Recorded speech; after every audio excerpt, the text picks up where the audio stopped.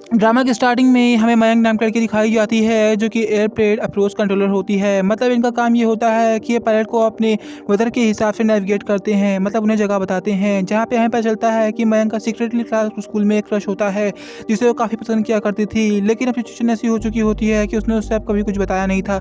जिसके बाद अपने स्कूल की काम पूरे करने के बाद वो कॉलेज चले जाता है अपनी पायलट की पढ़ाई पूरी करने के लिए, और यहाँ पे मयंक उसे कुछ बता नहीं पाती है। जहाँ पे उसकी मॉम उसे काफ़ी फोर्स करती हैं कि अब उसे शादी कर लेनी चाहिए क्योंकि उसकी उम्र निकल रही है।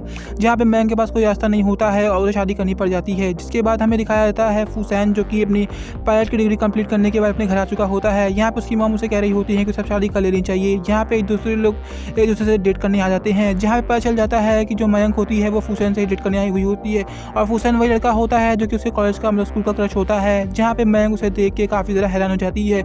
यहाँ पे जो फुसैन होता है वो उसे नॉर्मली बात कर रहा होता है, लेकिन यहाँ पे जो मयंक होती है उसे हैरान हो गई होती है कि अभी तक उसने उसे पहचाना क्यों नहीं। दरअसल ये लोग अपने स्कूल में साथ पढ़ा करते थे, और मयंक जो होता है मतलब फुसैन जो होता है वो अपने कॉलेज का सबसे पॉपुलर लड़का होता है जिसे हर कोई पसंद किया करता था। लेकिन यहाँ पे मयंक जो होती है वो उसकी क्लासमेट होती है, लेकिन उसे उसके बारे में बिल्कुल भी याद नहीं होता है, जिस वजह से मयंक ने अपनी बातों को बताना सही नहीं समझा। जिसके बाद ये लोग काफ़ी अच्छी डेट करते हैं, जहाँ पे जो फुसैन होता है वो मयंक को कहता है कि उसे घर छोड़ देगा, लेकिन यहाँ पे मयंक उसे मना कर देती है क्योंकि वो उसे परेशान करना नहीं चाह रही होती है। जिसके बाद फुसैन को एक अर्जेंट काम आ जाता है जिस वजह से वहाँ चले जाता है। इसी के बाद पता चलता है कि स्कूल की रियूनियन आती है, मतलब सारे बच्चे आपस में मिलने के लिए आ जाते हैं, जहाँ पे हमें मयंक को दिखाया जाता है जो कि काफ़ी अच्छा गेटअप लेके आई हुई होती है। सब उसे देख के हैरान हो चुके होते हैं क्योंकि स्कूल टाइम में वो काफ़ी नॉर्मल बच्ची रहा करती थी।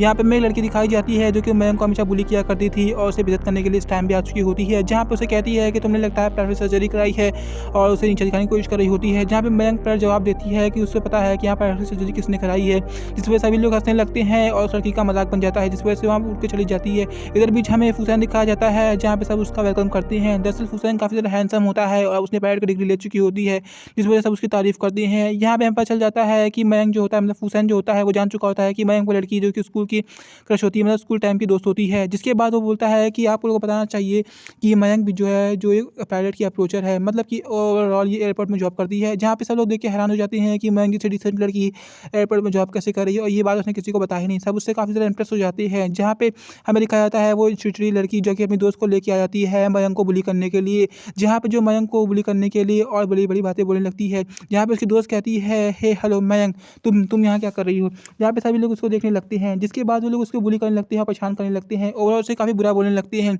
जहाँ पे जो मयंक की मॉम होती है उनकी डिवोर्स हो चुका होता है, उस पे वो लड़की जो होती है वो उसको चिढ़ा रही होती है, और मयंक की एज का भी बुरा-भला बोल रही होती है कि मयंक अब इतनी बूढ़ी हो चुकी है, उसे शादी कौन करेगा? जहाँ पे लोग बचपन में भी उसे काफ़ी ज़्यादा बुली किया करते थे और उसे परेशान किया करते थे। मयंक की जो बहन होती है वो उसमें से मिली रहती थी। इधर भी हमें फूसान दिखाया जाता है जो कि हर बार मयंक की मदद किया करता था और लोगों को बुलियों से बचाता है। जिसके बाद मयंक उसे कहता है तुम्हें इस लड़के से माफ़ी माँगनी चाहिए। जहाँ पे जो मयंक होती है वो बोलती है हाँ, तुम लोग को मुझे माफ़ी माँगनी चाहिए, और सभी लोग ये अप्रोच करने लगते हैं कि कॉलेज का फेस्ट है और लोग को ये सब चीज़ें नहीं करनी चाहिए। इस वजह से सब लोग उसे बुरा-भला बोलने लगते हैं, जिस वजह से जो बुरी लड़की होती है वो अपने दोस्त के साथ मयंक से माफ़ी माँगती है और यहाँ से चली जाती है। जिसके बाद जो मयंक होता है वो बताता है कि हम लोग ब्लाइंड डेट पे आए हुए हैं, तुम्हें याद ही होगा। जहाँ पे मयंक कहती है हाँ, मुझे याद था लेकिन मैं तुम्हें बताना सही नहीं समझा क्योंकि हम लोग स्कूल के दोस्त होते हैं। जिसके बाद जो फूसन होता है वो मयंक को कहता है कि हम लोग अब स्कूल के दोस्त भी इतने अच्छे और अब हम लोग की फैमिलीज़ काफ़ी ज़्यादा फोर्स कर रही है, तो तुम्हें क्या लगता है हम लोग को आपसे शादी कर लेनी चाहिए? जहाँ पे मयंक कहते हैं जैसा तुम्हें ठीक लगे।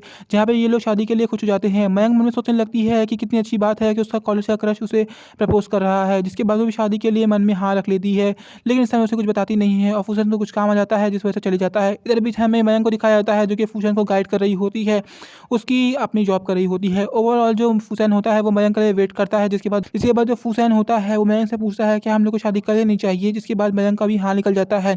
और यहाँ पे काफ़ी ज़्यादा इंटरेस्टिंग स्टोरी हो जाती है। मतलब ये लड़की जो कि अपनी कॉलेज क्रश को पसंद किया करती थी और कैसा ही सिंबल बैठता है कि ये लोगों ने आपस में ही शादी करने ली होती है।